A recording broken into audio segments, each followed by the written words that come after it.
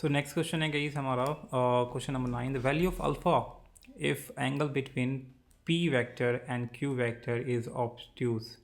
तो पी जो वेक्टर है हमारा उसमें अल्फ़ा दे रखी है कुछ टर्म्स, एंड ऐसे ही क्यू वेक्टर है उसमें भी हमारा एक अल्फ़ा दे रखा है। तो इसकी अल्फ़ा की वैल्यू फाइंड करनी है कि क्या हो सकती है, किस इंटरवल में लाई कर सकती है।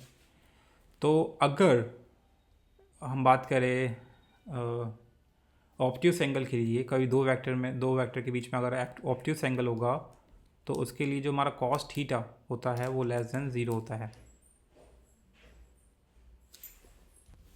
क्यों होता है 0?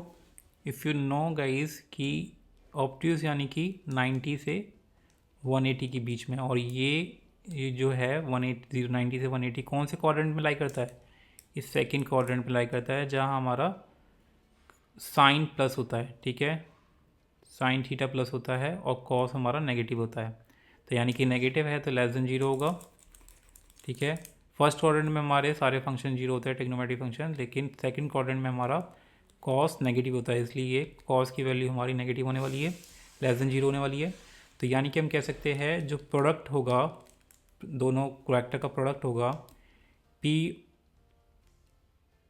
दोनों जो क्या नाम है, दोनों जो वेक्टर्स है उन दोनों का प्रोडक्ट, डॉट प्रोडक्ट हो वो कितना होगा, वो भी लेस देन 0 होगा।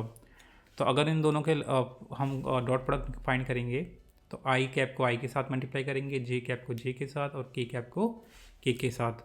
तो अगर हम बात करें इन दोनों का डॉट प्रोडक्ट निकाले तो क्या हो जाएगा हमारा, ये 2 अल्फ़ा स्क्वायर माइनस का आएगा, क्योंकि माइनस का 3 अल्फ़ा मल्टीप्लाई 1 क्या होगा, माइनस का 3 अल्फ़ा एंड प्लस का alpha which is less than 0।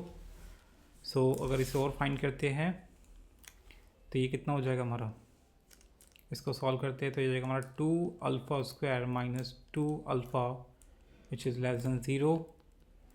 तो ये क्या हो जाएगा हमारा, बेसिकली ये हो जाएगा हमारा 2, इसमें हम ले लेता हूँ कॉमन, 2 अल्फ़ा कॉमन ले लेता हूँ तो क्या बचेगा हमारा alpha minus 1 which is less than 0।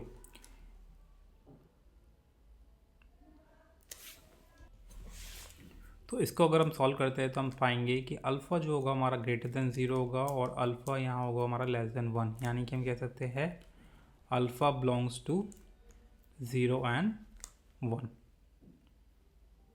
ठीक है, सो यानी कि B interval is the correct answer. So यहाँ आप सोच रहे होंगे कि how could I write this. तो अगर हम इसकी इक्वालिटी निकालेंगे तो ये जो इनइक्वालिटी है ये ओनली ट्रू होगी if alpha is greater than 0 and less than 1।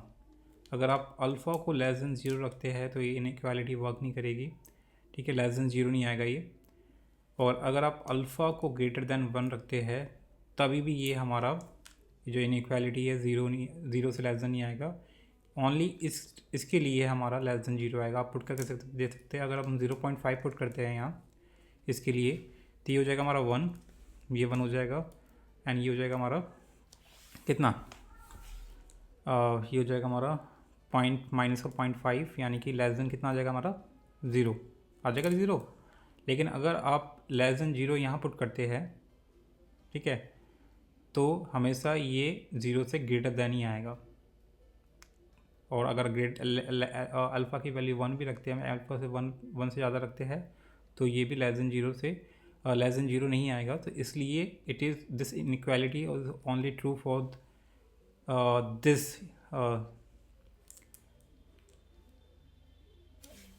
so it will be true only if alpha is greater than 0 and less than 1. Fine, so इसके लिए ये हमारा करेक्ट आंसर क्या होगा, ये। ठीक है, तो आपको ऐसी वैल्यू फाइंड करनी होती है जिसके लिए इनइक्वालिटी भी ट्रू होनी चाहिए। तो ये होप यू अंडरस्टूड गाइस।